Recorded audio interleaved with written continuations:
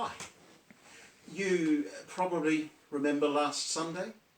You might have been tearing around inside your socially isolated bubbles, waving palm branches and shouting at the top of your voice. I hope so.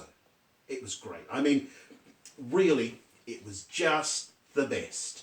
Everyone was excited, and how could they not be? It was all happening. Hosanna! Hosanna in the highest.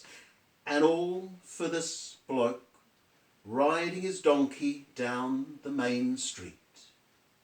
A new kingdom, a new world was happening before our very eyes. A world in which there was enough for everyone. A reign of love rather than power, a world of healing and life and freedom from fear, when justice would roll down like a river. Then, somehow, it all went wrong. We were telling him, now is the time to act. This is your moment. Right now, the people will do just about anything for you. But he didn't. As far as we could tell, he spent his time organising a quiet dinner for his mates. And that was about it. And that was weird enough too. I mean, here he is, our teacher, our master, our rabbi. And he begins by washing our filthy, mucky feet like a servant. I wasn't going to have any of it, but he insisted. Now, what does all that mean? And then it got weirder. He looks at the bread we're sharing and he says, you see this bread? This is my body, which will be broken for you. And this wine, this is my blood, which will be poured out for you. Can you make any sense of that? Because I sure can't. Then we went out later that night to a garden not far from town. And Jesus was praying. And, you know, I don't think I've ever seen him afraid before. And we didn't know what to do. Maybe some of us slept. We were tired. Just the 12 of us were... No. 11. Where's Judas? Oh, no. There he is. He comes to Jesus and greets him. Shalom, Master, he says. And with him come the police and the soldiers. And someone pulls a sword, but Jesus says no, and they take him away. And even then, I reckon, even then, if we'd had a half-decent lawyer, I reckon we could have got him off. But he didn't seem to want to defend himself. He hardly said anything at all.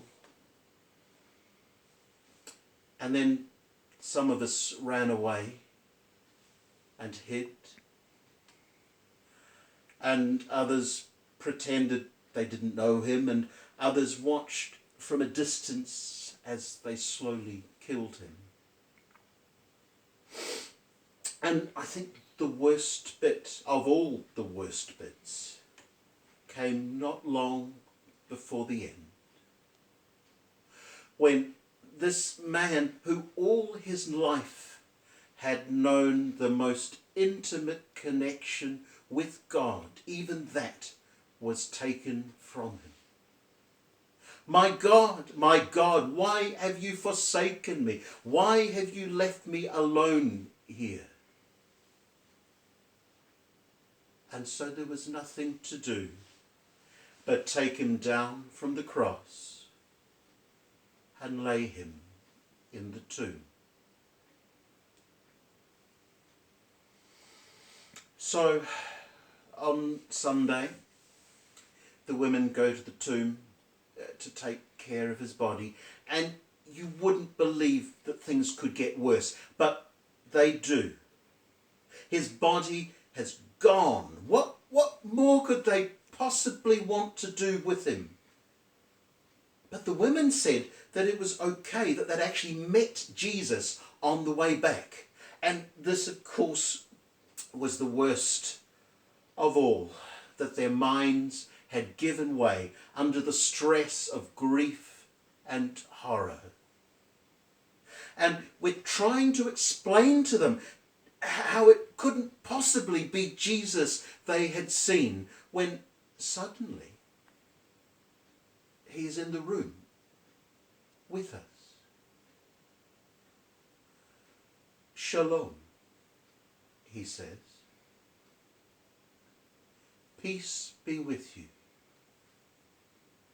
The words we most needed to hear in that time of terror and sorrow. It's all right, it's just me. I'm not a ghost. Have you got any food? I could murder a bit of fish right now. Thomas wasn't with us just then. I think he was out doing the shopping, standing in line outside the supermarket. But then Jesus appeared to Thomas as well, and he said, "Look, do you see my hands? Do you see my feet? These are the hands and the feet that suffered. Yet here I am." He wasn't playing at being human. The things they did to him, they really, really hurt him. When they killed him, he died. He wasn't pretending. But here he was, and his presence made all the difference. And I remembered something he had said not long before. The world will hurt you. The world will persecute you and make you suffer. But take courage, because I have overcome the world. We had seen him defeated. We had seen him die and buried him. But it was true. He had overcome the world.